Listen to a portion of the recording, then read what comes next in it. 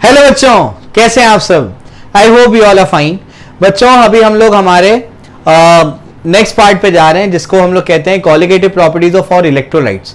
तो ये जो है कॉलिगेटिव प्रॉपर्टीज ऑफ इलेक्ट्रोलाइट्स, ये आपकी टेक्स्ट बुक में बहुत ही वाहियात तरीके से दिया हुआ है। लिटरली बच्चे को कुछ समझ में आने वाला नहीं है और सिर्फ एक केस को उसने डिस्कस किया है, बाकी केसेस को छोड़ दिया है। और ऊपर से अगर आप देखेंगे तो जेई में ऐसे क्वेश्चंस आए हुए हैं जिसमें वो तीसरा केस भी इन्वॉल्व करते हैं।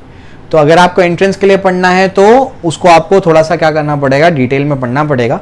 और जो मैं आपको भी कराने जा रहा हूँ ये सारे बच्चों के लिए है। अगर आपको टॉपिक को अच्छे से समझना है तो आपको इसी सीक्वेंस में उसको पढ़ना पड़ेगा, वरना आप गड़बड़ कर दोगे।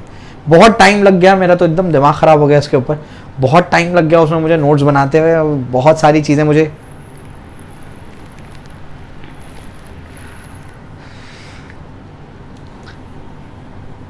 हेलो बच्चों, कैसे हैं आप सब। I hope you all are fine. बच्चों, अभी हमारे नेक्स्ट टॉपिक पे हम लोग चलते हैं जिसको हम लोग कहते हैं कॉलिगेटिव प्रॉपर्टीज फॉर इलेक्ट्रोलाइट्स। अब तक हमने जो देखा है वो colligative properties for non electrolytes देखा है। इलेक्ट्रोलाइट्स क्या होते हैं, जैसे उनको अगर आप सोल्यूशन में डालेंगे तो वो डिसोसिएट भी हो जाते हैं, कभी कभी एसोसिएट भी हो जाते हैं, और कभी कभी क्या होते हैं, ना डिसोसिएट होते हैं ना एसोसिएट होते हैं। बेसिकली इलेक्ट्रोलाइट जो होते हैं वो क्या करते हैं, इलेक्ट्रिसिटी कंडक्ट करने में हमारी हेल्प करते हैं।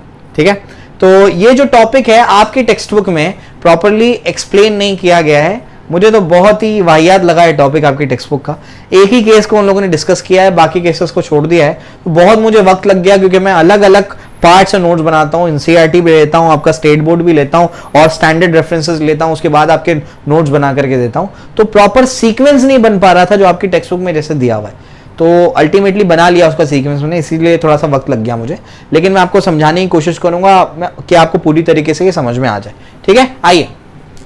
तो ये हमारा टॉपिक क्या है, हमारा टॉपिक है कॉलिगेटिव प्रॉपर्टीज फॉर इलेक्ट्रोलाइट्स। तो एक एग्जांपल से शुरू करता हूं मैं, फिर मैं आपको आगे लेकर के चलता हूं। जो फॉर्मूलेज मैं आपको याद कराऊंगा वही फॉर्मूलेज आपको याद रखने हैं। समझ आ रहा है क्या बोल रहा हूं मैं, उसी से आपका काम बनेगा, न्यूमेरिकल उसी से बनेंगे आपके। समझ में आ गया, क्लियर है। चलो भाई आओ, मैं समझाने की कोशिश करता हूं उसको।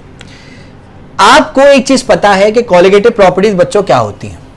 किसको बोलते हैं colligative properties? Those properties which depends only on number of solute particles, जो सिर्फ नंबर ऑफ सल्यूट पार्टिकल्स पे डिपेंड करते हैं। इनको नेचर ऑफ सल्यूट पार्टिकल से कोई भी लेना देना नहीं होता है, ये हम लोग जानते हैं, है ना। जो कि नंबर ऑफ सल्यूट पार्टिकल्स पे डिपेंड करते हैं, इनको नेचर ऑफ सल्यूट पार्टिकल से कोई लेना देना नहीं होता है।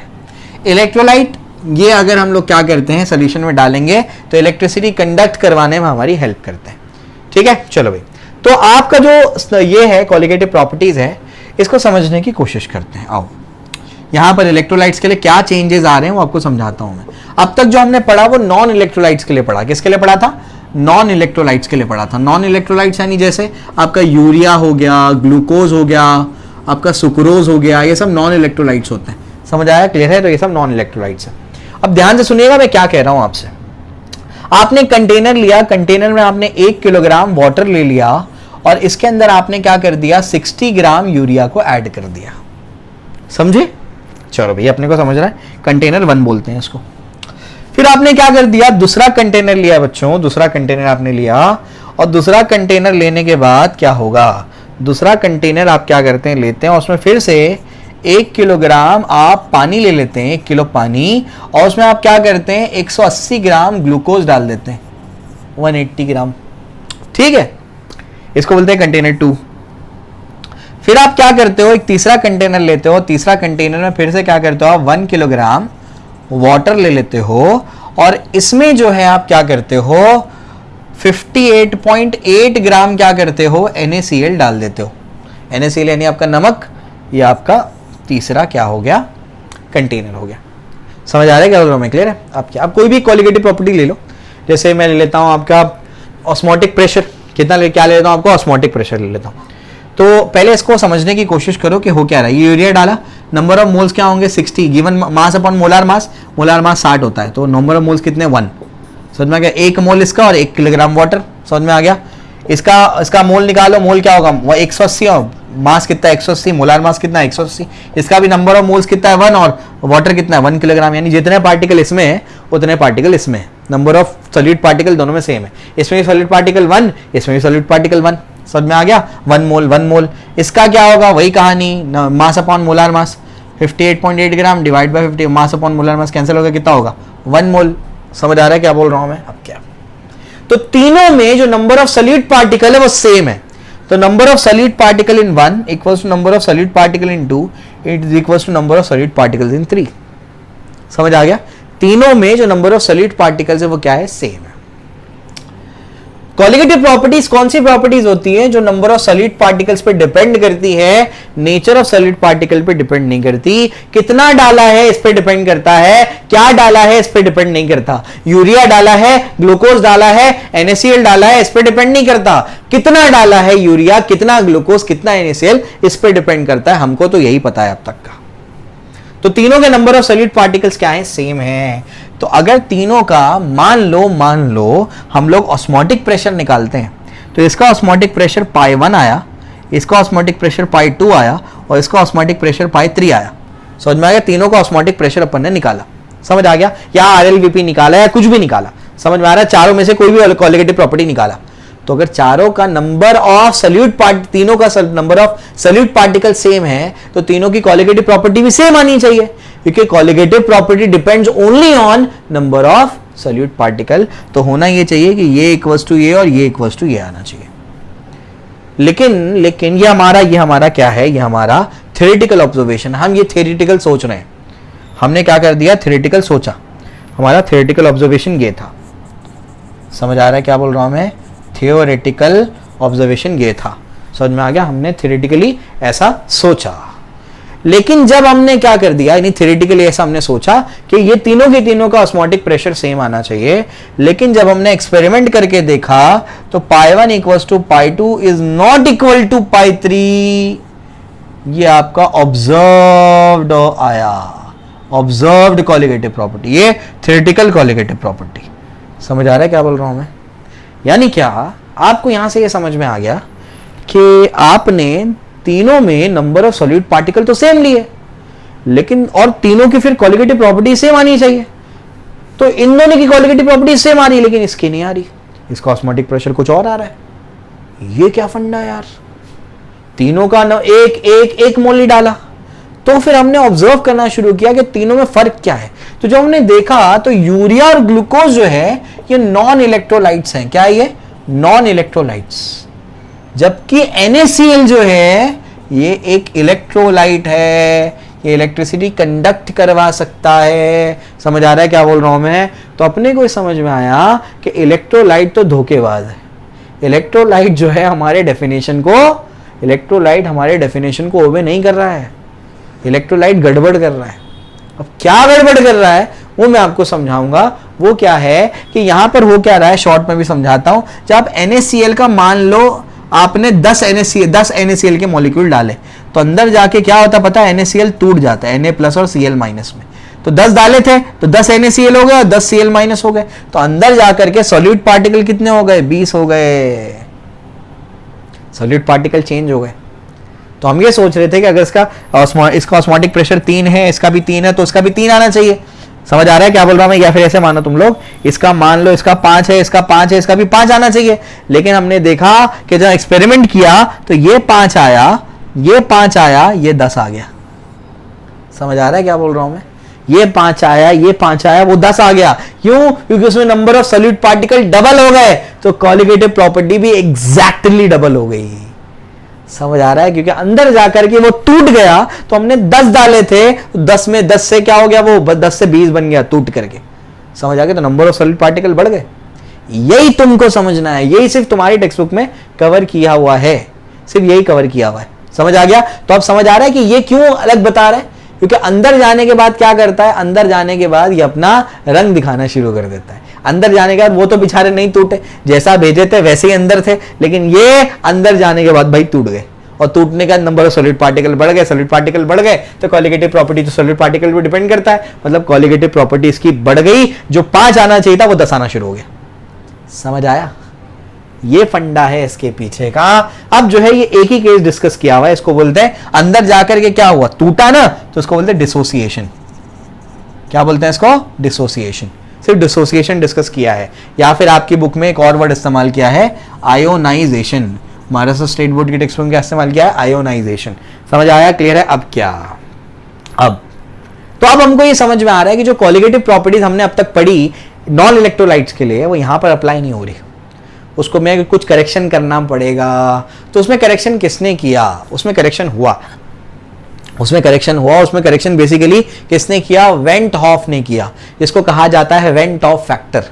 समझ आ रहा है क्या बोल रहा हूं मैं। Basically went Hoff factor correction से बेटर ऐसे बोलो वो जनरलाइजेशन है। वेंट ऑफ आकर के क्या करता है, ऐसा आपको फॉर्मूला बना करके देता है वो, जो आप इलेक्ट्रोलाइट नॉन इलेक्ट्रोलाइट सब पे लगा दो। समझ आ रहा है क्या बोल रहा हूं मैं, वो इतना जबरदस्त है। समझे, क्लियर हो गया। चलो भाई, जैसे मैथ्स में होता है ना, वो रियल नंबर्स के सेट में कॉम्प्लेक्स नंबर नहीं आता, तो कॉम्प्लेक्स नंबर क्या करता है, ऐसा सेट बनता है जो कि सारे नंबर्स को फिर काउंट कर लेता है। समझ में आ गया। चलो अभी नहीं पता मैथ्स वालों नीट वालों को तो कोई बात नहीं, कॉम्प्लेक्स नंबर पढ़ाऊंगा तो बताऊंगा, ठीक है। चलो भाई, तो यहाँ तक तो अपने को बात समझ में आ गई। तो यहाँ तक अपने को क्या समझ में आया कि जो इलेक्ट्रोलाइट्स हैं ये तो धोखेबाज है भाई, इलेक्ट्रोलाइट कुछ भी कर सकता है जाकर के। तो इलेक्ट्रोलाइट क्या कर सकता है, मैं वो आपको समझाने की कोशिश कर रहा हूँ। बुक में तो एक केस दिया हुआ है, मैं बाकी दोनों केसेस डिस्कस करता हूँ, यानी तीनों केसेस जो टोटल होंगे। एक को कहते हैं बच्चों एसोसिएशन, एक को क्या कहते हैं, एक को कहते हैं एसोसिएशन। मतलब क्या, जब इलेक्ट्रोलाइट को तुम सॉल्वेंट में डालोगे तो या तो वो एसोसिएट हो जाएंगे या तो वो डिसोसिएशन शो करेंगे, डिसोसिएट हो जाएंगे। समझ में आ गया। या तो नाइदर एसोसिएशन नॉर डिसोसिएशन। समझ आ रहा है क्या बोल रहा हूं मैं, ना तो एसोसिएशन दिखाएंगे ना तो डिसोसिएशन दिखाएंगे, ऐसा भी हो सकता है। फिर बच्चे क्या है, बच्चों को यहाँ बताते हैं कि क्या हो गया, इलेक्ट्रोलाइट डालोगे तो क्या होगा, या तो टूटेंगे या तो जुड़ेंगे। तो बच्चे यही हमेशा मान लेते हैं। इसके ऊपर जेईई में सवाल आ गया था, इलेक्ट्रोलाइट दे दिया लेकिन वो ऐसा इलेक्ट्रोलाइट था, वो पर्टिकुलर किसी सोल्यूशन में डालने पर ना एसोसिएट होता है ना डिसोसिएट होता है, ये भी हो सकता है। समझ में आ गया, तीनों पॉसिबल है, ठीक है, क्लियर हो गया। तो एसोसिएशन हो सकता है, डिसोसिएशन हो सकता है, नाइदर एसोसिएशन नॉट डिसोसिएशन, तीनों हो सकता है। मैं समझाता हूं एग्जांपल लेकर के आपको। देखो CH3COH, पता है क्या होता है, ये होता है आपका एसिटिक एसिड। क्या होता है आपका, ये एसिटिक एसिड होता है। समझ में आ गया। तो एसिटिक एसिड जो है आपका, मैं क्या कर रहा हूं ध्यान से सुनना, एसोसिएशन में क्या होगा, फिर डिसोसिएशन में क्या होगा, यानी डिपेंड करता है कि आप सॉल्वेंट कौन सा ले रहे हैं, उस बात पर डिपेंड करता है। आप क्या करते हो, बहुत इंपॉर्टेंट है ये, बता रहा हूं मैं आपको। ये आपका बेंजीन है, क्या है, बेंजीन। बेंजीन में आपने क्या कर दिया, आपका एसिटिक एसिड डाल दिया। बेंजीन में क्या कर दिया, एसिटिक एसिड डाल दिया। एसिटिक एसिड क्या होता है, CH3COH। तो अगर आप क्या करते हो, ध्यान से सुनो, अगर आप 2 मॉलिक्यूल्स ऑफ CH3COH डालते हो, ये 2 अलग अलग, 2 अलग अलग थे, जैसे आपने डाला इसको, ठीक है, तो अंदर जाकर के ये एक बन जाता है। इसको कहते हैं डाइमर फॉर्मेशन। क्या बोलते हैं इसको, डाइमर फॉर्मेशन। ये डाइमर फॉर्म कर लेता है। मतलब अगर तुमने क्या कर दिए 10 CH3COH डाले तो अंदर जाके क्या हो जाएगा, अंदर जाके एसोसिएट होकर के वो 5 बच जाएंगे। समझ आ गया। 20 डाले तो 10 बन जाएंगे, मतलब नंबर ऑफ सॉलिड पार्टिकल कम हो जाएंगे। समझ आ रहा है क्या बोल रहा हूं मैं, क्लियर है। तो नंबर ऑफ सॉल्यूट पार्टिकल्स क्या हो जाएंगे, डिक्रीजेस। ये डिक्रीज हो जाते हैं बच्चों, number of solid particle decrease हो जाते हैं किसके अंदर, एसोसिएशन में। आपको याद रखना है कि कौन से सॉल्वेंट और सॉल्यूशन, सॉल्यूट का, सॉल्वेंट और सॉल्यूट का कॉम्बिनेशन ले रहा हूं मैं। अब आप क्या करो, वाटर ले लो, वाटर में आप क्या करो, सिरका। सिरका यानी क्या भाई, CH3COH, acetic acid. Acetic acid आपने डाल दिया, तो जैसे आप क्या करते हो, वाटर के अंदर एसिटिक एसिड डालते हो तो ये ऐसे जाकर के अंदर टूट जाता है, CH3CO- प्लस H+। मतलब अगर आपने क्या कर दिए 10 डाले तो अंदर जाके 20 बन जाएंगे, वो टूट गया ना। 1-2 में टूटा तो 10-20 में टूटेंगे। समझ में आ गया। तो यहां पर क्या बोलूंगा मैं, डिसोसिएशन में क्या होगा, नंबर ऑफ सॉल्यूट पार्टिकल्स क्या होंगे, नंबर ऑफ सॉल्यूट पार्टिकल्स क्या होंगे, इंक्रीज हो जाएंगे।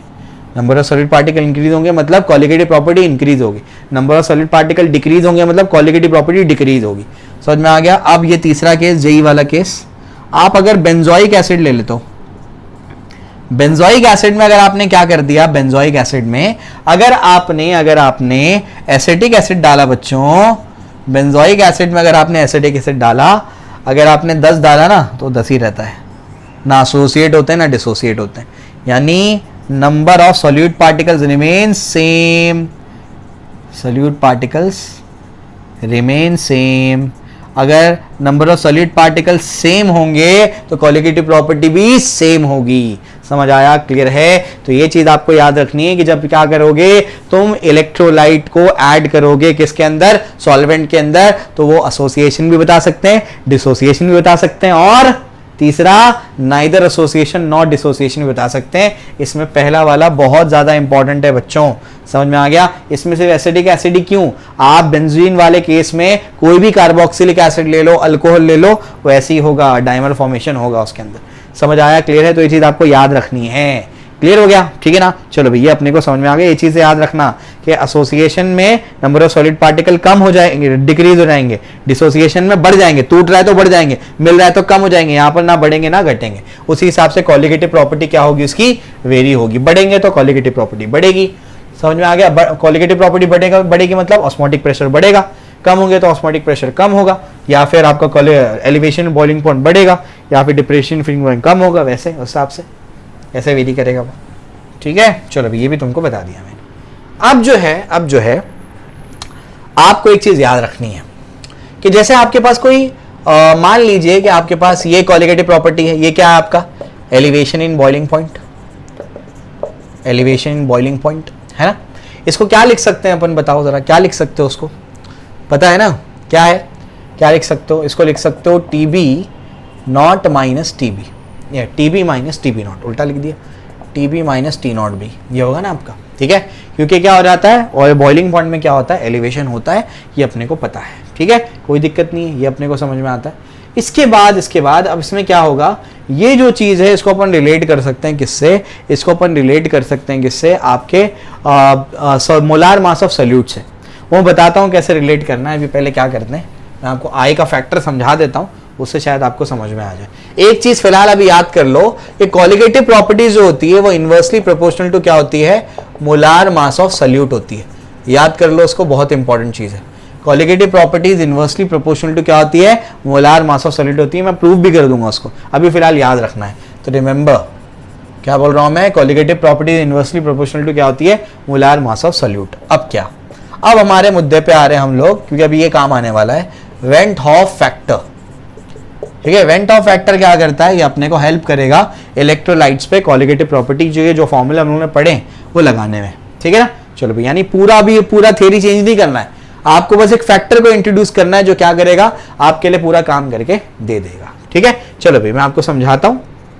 तो ये क्या है, इसको समझने की अभी हम लोग क्या करते हैं, कोशिश करते हैं। तो आपका जो वेंट ऑफ फैक्टर आई है उसका फॉर्मूला है number of solute particles after dissociation या association divided by number of solute particles before dissociation या एसोसिएशन।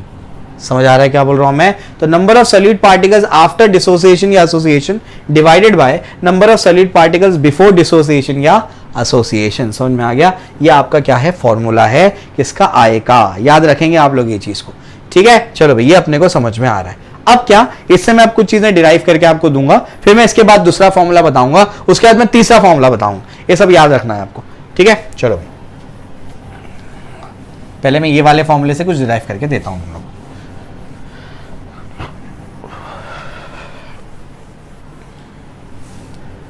तो आई क्या है, आई है number of solute particles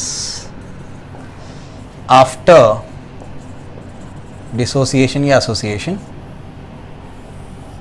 divided by number of solute particles before dissociation या एसोसिएशन। समझ में आ गया?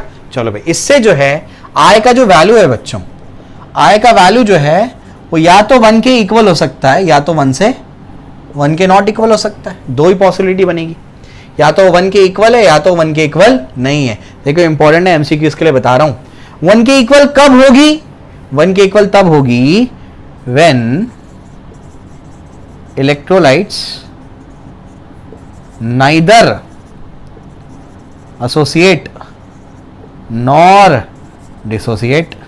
देखो ध्यान से, जितने number of solid particle after dissociation या एसोसिएशन है उतने ही number of particle before dissociation या एसोसिएशन है। मतलब जितने पहले थे उतने बाद में, तो पहले अगर 5 थे बाद में 5 है, दोनों कैंसिल होकर क्या बचेगा 1, तब हो सकता है। समझ आ रहा है क्या बोल रहा हूं मैं? क्लियर है? ये आई का वैल्यू तब 1 हो सकता है, यानी जब एसोसिएशन ना एसोसिएशन हो रहा हो ना डिसोसिएशन हो रहा हो। दूसरा केस ये कब 1 हो सकता है? For non electrolytes. तो मैंने कहा ना ये आपका जनरल फॉर्मूला है, आप नॉन इलेक्ट्रोलाइट्स के लिए भी लगा देंगे। नॉन इलेक्ट्रोलाइट्स होगा तो उसमें तो डिसोसिएशन एसोसिएशन होता ही नहीं है, तो उसमें आई का वैल्यू क्या होगा? 1 होगा। अब ये तो आपको बता दिया 1 कब होगा। अब इसमें 1 कब नहीं होगा, या इसकी 2 कैटेगरी बनेगी, यहां बताता हूं उसको मैं। या तो आई ग्रेटर देन 1 होगा, या तो आई क्या होगा? लेस देन होगा 1 होगा। क्या I is not equal to 1 है, तो आई क्या होगा? या तो 1 से बड़ा होगा, आई क्या होगा? 1 से, या तो 1 से छोटा होगा।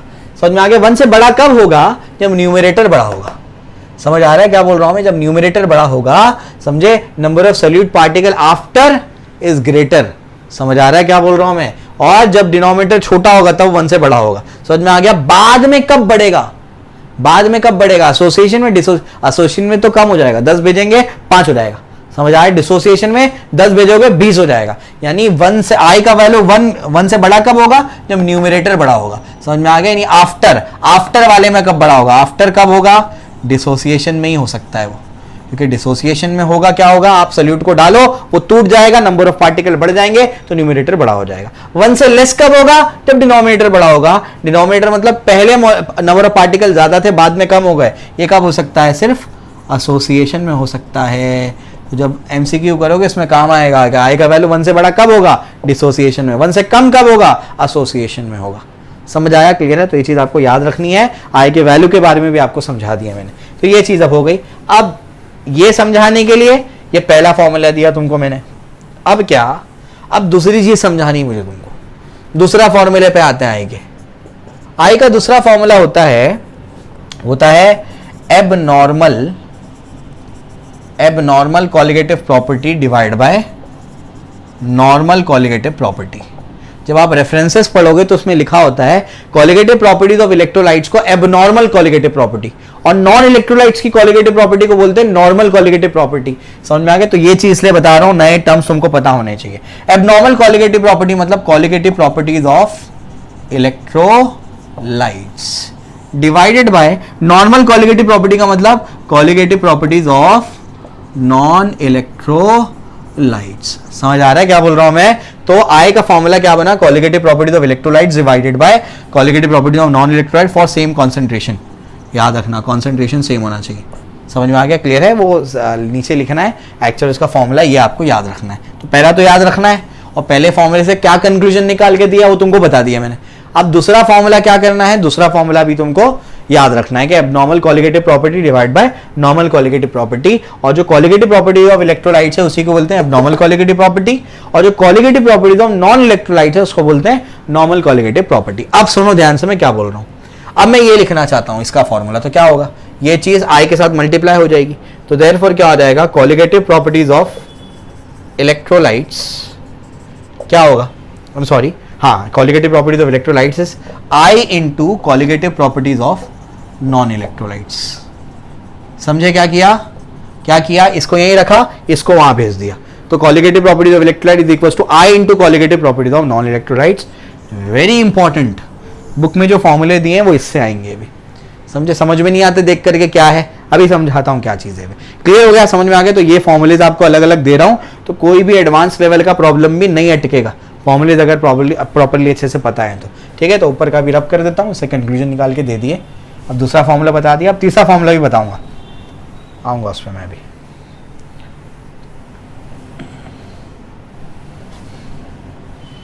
तो देयरफॉर क्या बना है? Therefore colligative properties of electrolytes, वापस लिख रहा हूं मैं, electrolytes is equals to I into colligative properties of non electrolytes. ऐसे ही होगा, है ना? तो colligative properties of electrolytes is equal to i क्या है? Van't Hoff factor into colligative properties of non electrolytes, ये हमारे पास है। देयरफॉर आप समझने की कोशिश करो। नाउ क्या? इलेक्ट्रोलाइट की कॉलिगेटिव प्रॉपर्टी मुझे लिखनी है। कौन कौन सी कॉलिगेटिव प्रॉपर्टी है? 4 है। कौन कौन सी बताओ जरा, कौन कौन सी है? चार अपने पास जो कॉलिगेटिव प्रॉपर्टी है उसमें सबसे पहले क्या है, लोअरिंग ऑफ वेपर प्रेशर, दूसरा क्या है, एलिवेशन बॉइलिंग पॉइंट, तीसरा क्या है, डिप्रेशन फ्रीजिंग पॉइंट, और चौथा क्या है, ऑस्मोटिक प्रेशर। समझ में आया, क्लियर है। तो बुक के नोटेशन के हिसाब से आपके पेज नंबर 42 पे जो दिया हुआ है मैं उस पर भी आपको लेके चल रहा हूं, ठीक है ना। 42 पे क्या दिया हुआ है, देखो ये जो आपका 2.11.2 modification expression for colligative property, वो देख के तुमको समझ में ही नहीं आएगा कि क्या दिया हुआ है। अभी मैं समझाने की कोशिश कर रहा हूं कि बेसिकली क्या है वो, ठीक है। तो अगर तुमको ये लिखना है तो कैसे लिखोगे, आ जाओ। तो सबसे पहला क्या है आपका relative lowering of vapour pressure, वो आप लोग जानते हो। Relative lowering of vapour pressure या लोअरिंग ऑफ वेपर प्रेशर क्या होता है, बोलो जल्दी से, क्या होता है आप लोग जानते हो कि आपका क्या होता है, delta P by P not is equal to क्या होगा, एक्स बी, यही होता है, ये तो आप जानते हो पहले से, है ना। तो ये जो है इसको आप लोग क्या करोगे, अभी समझने की कोशिश करो। जो आपका डेल्टा पी वाला पार्ट है ना, डेल्टा पी वाला पार्ट, इसको आप लोग क्या करोगे, वहां पर भेज दो। आप लोग लोअरिंग ऑफ वेपर प्रेशर बोल रहे हो टेक्स्ट बुक में, तो आप क्या करोगे, ये आपको एक्सप्रेशन याद है ना, वापस बताऊं, delta P is equal to क्या होगा, पी नॉट, ये क्या होगा, एक्स बी, ये आपने पढ़ा था, लोअरिंग ऑफ वेपर प्रेशर। समझ आ रहा है क्या बोल रहा हूं मैं, क्लियर है, ये आपका था। अब जो है हम लोग मुद्दे पे आते हैं। मुद्दे पे क्या, जो अभी क्या करना है, जो भी आया था ना, जो भी पी नॉट एक्स बी आया था, lowering of vapour pressure, LVP P not X B आया था, जो भी आया था ना, उसमें आई से मल्टीप्लाई करना है बस। देखो colligative property of non electrolyte ये था, यही तो था ना, ये पी नॉट एक्स बी, समझ में आ गया। उस पर क्या कर दिया मैंने, बस आई से मल्टीप्लाई कर दिया, वही करना है तुमको। समझ आ रहा है, क्लियर है। तो इसको ऐसे लिख देता हूं मैं, आई इंटू पहली कॉलिगेटिव प्रॉपर्टी क्या है, एलवीपी, इसको ऐसे प्रॉपर्टी ढंग से लिखता हूं, एलवीपी क्या पढ़ा था तुमने, डेल्टा पी इक्वल टू क्या होगा, पी नॉट एक्स बी, समझ में आ गया, ये तुमने पढ़ा था। तो यहां पर क्या हो जाएगा, यहां पर i into P not X B.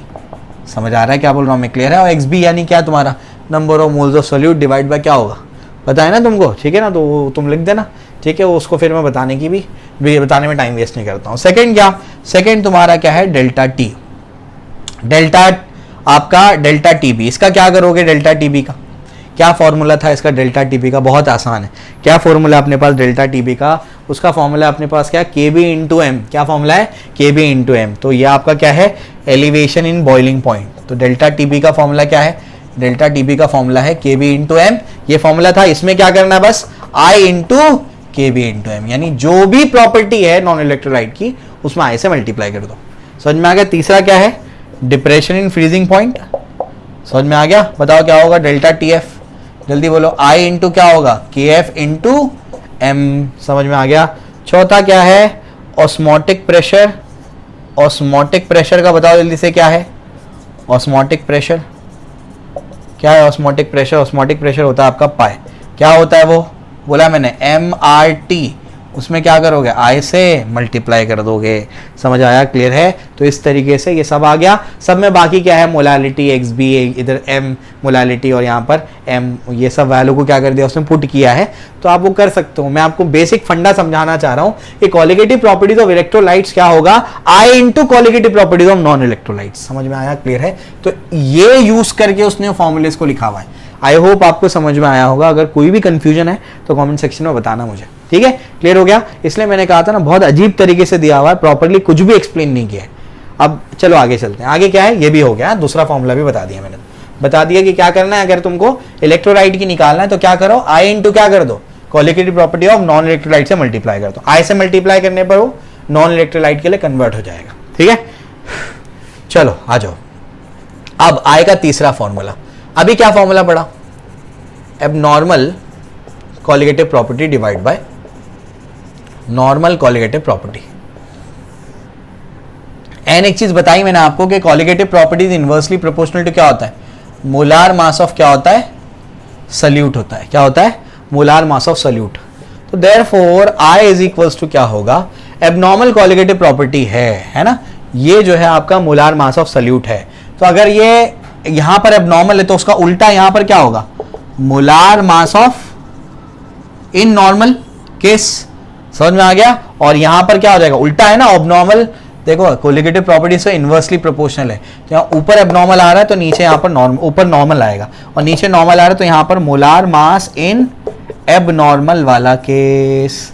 वो एबनॉर्मल बिहेवियर शो कर रहा है। समझ में आ गया? इसी को आपकी टेक्स्ट बुक कहती है एम थियोरेटिकल, या आपका जो एनसीईआरटी की बुक कहती है M theoretical divided by M observation. Molar mass in theoretical in theory और molar mass in observation, experiment से जो आया। समझ आ गया? तो ये भी तुम्हारे को बता दिया मैंने, ये इसी से आया है, ये जो तुमको बताया मैंने। क्लियर हो गया? समझ में आ गया? जितने भी आय के फॉर्मूले दिए हैं सब इक्विवेलेंट है, सब तुमको याद रखने हैं न्यूमेरिकल्स के लिए। समझ आया? क्लियर है? तो ये सारी चीज़ें मैंने तुम्हारी क्लियर कर दी। अब इसके बाद जो डिग्री ऑफ डिसोसिएशन और डिग्री आपका आई के बीच में एक रिलेशन लिखना है वो बता देता हूँ मैं। वो भी प्रॉपरली एक्सप्लेन नहीं किया है टेक्स्ट बुक में। उसके स्टेप्स अगर इक्का दुक्का नहीं समझेंगे तो उसको याद कर लेना, क्योंकि तुमको शायद नहीं पता है वो कैसे करना है। वैसे मैं पूरी कोशिश करूँगा अभी समझाने की। तो देखो ध्यान से, आखिरी पार्ट है इसका। ये आखिरी पार्ट क्या है? आखिरी पार्ट है इसका क्या है? वो relation between van't Hoff factor यानी i, van't Hoff factor and degree of dissociation. समझ आ रहा है क्या बोल रहा हूँ मैं? यानी आई और डिग्री ऑफ डिसोसिएशन में आपको क्या करना है? रिलेशन लिखना है। वेंट ऑफ फैक्टर मतलब आई, डिग्री ऑफ डिसोसिएशन मतलब अल्फा। समझ में आ गया? तो ये बेसिकली आपको ये बताता है अल्फा के टोटल में से कितने मोल टूट चुके हैं। सिर्फ डिसोसिएशन के बारे में डिस्कशन किया है इसने। तो आपके पास क्या है? आपकी बुक के अकॉर्डिंग एक रिएक्शन आपको दिया गया है कि इसमें डिसोसिएशन हुआ कि अगर ऐसा है ax by, ठीक है, इसके लिए इक्विलिब्रियम वगैरह थोड़ा सा आना चाहिए। नहीं पता कोई बात नहीं, अभी याद कर लेना। x इंटू क्या होगा? a प्लस y इंटू क्या होगा? b plus. समझ आ रहा है कि b माइनस। ठीक है, तो इस तरीके से मेरे पास ये आ गया कि प्लस y बोलो उसको और माइनस x बोलो उसको। समझ में आ गया? क्लियर है? तो इस तरीके से तुम्हारी बुक में ये दिया गया है। ठीक, तो इस तरीके से ये टूटा, मतलब इसको तुमने सॉल्वेंट में डाला और ये ऐसे क्या हो गया? ब्रेक हो गया। t इज इक्वल टू 0 पे ये 1 मोल अपन ने लिया। अब डिसोसिएशन 0 टाइम पे हुआ नहीं है, इसका मतलब ये भी 0 और ये भी 0 है। ये अगर नहीं पता है कोई बात नहीं, अभी फिलहाल याद रखना है केमिकल काइनेटिक्स या इक्विलिब्रियम जब मैं कराऊंगा ना तो बहुत डिटेल में आएगा। इक्विलिब्रियम में पहले मैं आयनिक नहीं कराऊंगा, पहले मैं केमिकल कराऊंगा। वैसे ही कराते हो, पता नहीं है तोड़ के क्यों दिया है। पहले मैं केमिकल इक्विलिब्रियम कराऊंगा, उसके बाद आयनिक कराऊंगा आपको मैं। तो नहीं पता है अभी फिलहाल इसको छोड़ देना, जितना समझ में आता है उसको याद रखना। अब कुछ टाइम के बाद t is equal to t time के बाद कुछ टाइम हो चुका है, इक्विलिब्रियम आ चुका है, उसमें से अल्फा मॉलिक्यूल टूट चुके हैं। मतलब क्या? समझने की कोशिश करो। ये आपको बता रहा है कि जब आपने NaCl इसमें से डाला मान लो वाटर के अंदर, तो आपने मान लो 50 डाले थे, 50 में सिर्फ मान लो 30 ही टूटे। 20 NaCl पूरे हमारी अक्खे NaCl है, हमारी लैंग्वेज में पूरे अक्खे NaCl पूरे हैं, सिर्फ 30 ही क्या हुए? टूटे हैं। समझ आ रहा है क्या बोल रहा हूँ मैं? क्लियर है? तो वही मैं आपको समझाने की कोशिश कर रहा हूँ कि 1 मोल आपने डाला, उसमें से अल्फा डिसोसिएट हो गए। समझ में? तो बचे कितने? 1 माइनस अल्फा। तो बचे कितने? 20। 50 माइनस 30। समझ आ गया? तो 20 बचे वैसे। ठीक है, तो 1 माइनस अल्फा यहाँ पर बचे। इसका क्या बचेगा? x अल्फा हो जाएगा। इसका क्या हो जाएगा? x आपका b हो जाएगा, y अल्फा हो जाएगा। ये क्या हो जाएगा? y alpha. ठीक है ना? क्लियर हो गया? अब क्या? I के फॉर्मूले पे चलते हैं। I का फॉर्मूला क्या कहता है? I का फॉर्मूला हम लोग जानते हैं, क्या है? Number of solute particles after association या dissociation divided by number of solute particles before association या डिसोसिएशन। समझ में आ गया? Number of solid particle after association या dissociation divide by number of solid particles before dissociation या association. अब क्या? समझने की कोशिश करो। अब number of particle after dissociation, dissociation हो रहा है, टूट रहा है, तो डिसोसिएशन के बाद, हाँ यहां पर एसोसिएशन हटा दो, एसोसिएशन नहीं हो रहा है। आफ्टर डिसोसिएशन के बाद इतने पार्टिकल्स बचे हैं आपके पास टोटल, ये समझ आ रहा है? ठीक है ना? उसके बाद थे कितने शुरुआत में? डिसोसिएशन से पहले सिर्फ इतना था। समझ आ रहा है? तो ये तुम्हारा डिनोमिनेटर है और ये तुम्हारा क्या है? पूरा न्यूमरेटर है। इन सबको ऐड करना है। समझे? क्लियर हो गया? तो अब मैं इसको रब कर दूंगा। ठीक है, तो डिसोसिएशन के बाद तुम्हारे पास ये सब बचा है।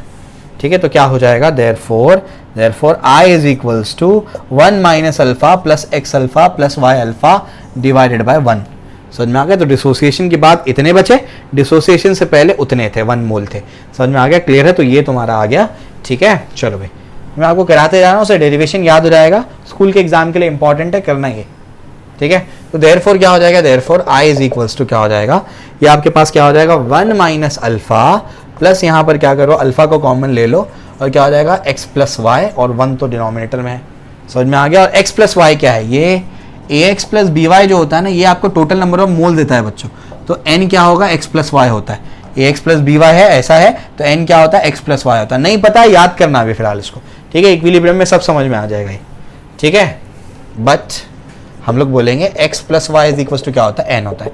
i इज इक्वल टू क्या होगा 1 minus alpha plus alpha n हो गया, समझ में आ गया।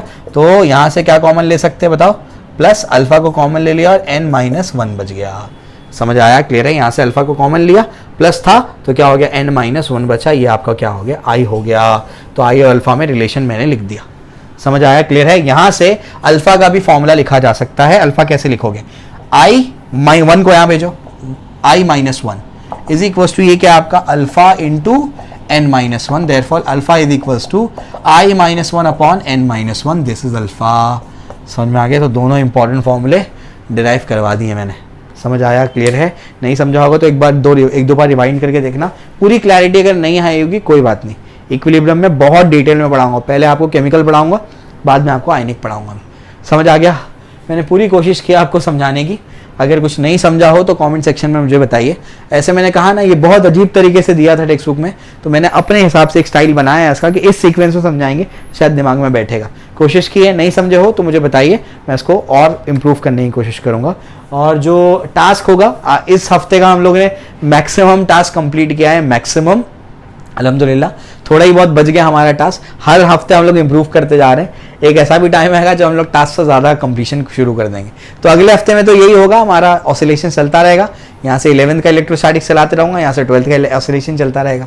और टास्क जो है कल मॉर्निंग अपलोड करूँगा, अभी बहुत थक गया हूँ मैं, बहुत टाइम से मैं कंटिन्यूस लेक्चर ले रहा हूँ, तो मॉर्निंग में अपलोड कर दूंगा मैं। टेस्ट जो है ASI के स्टूडेंट्स का ये हफ्ते यानी कमिंग वीक में सोल्यूशंस पे होगा, इसकी एक्सरसाइज में इस वीक में आपको करा दूंगा, समझे, क्लियर है क्या। चलो भाई, तो ये चीज़ आपको करनी है। इसके बाद जो है इसमें एक चीज़ रह गई है, वो बताना था मुझे, क्या आपका आइडियल सोल्यूशन वाला, ideal non ideal solution, azeotropic mixture और आपका कौन सा सॉल्युबिलिटी रह गया। छोटा ही पार्ट है, ये बहुत बड़ा पार्ट नहीं है, तो 1-2 लेक्चर के अंदर, मतलब 40 मिनट्स के शायद 2 लेक्चर के अंदर मैं कंप्लीट करवा दूँ उसको, समझ आया, क्लियर है। तो ये वाला पार्ट भी मैं आपको कंप्लीट करा दूंगा, तो इसको अच्छे से पढ़िए, अच्छा स्कोर करिए, अपने दोस्तों के साथ इसको शेयर करिए, और अगर अच्छा लगे तो कमेंट सेक्शन में हमको मोटिवेट करने के लिए कमेंट करिए। नहीं समझा, कुछ नहीं समझ में आया तो हमको बताइए, हम उसको और इंप्रूव करने की कोशिश करेंगे। Okay, thank you, all the best.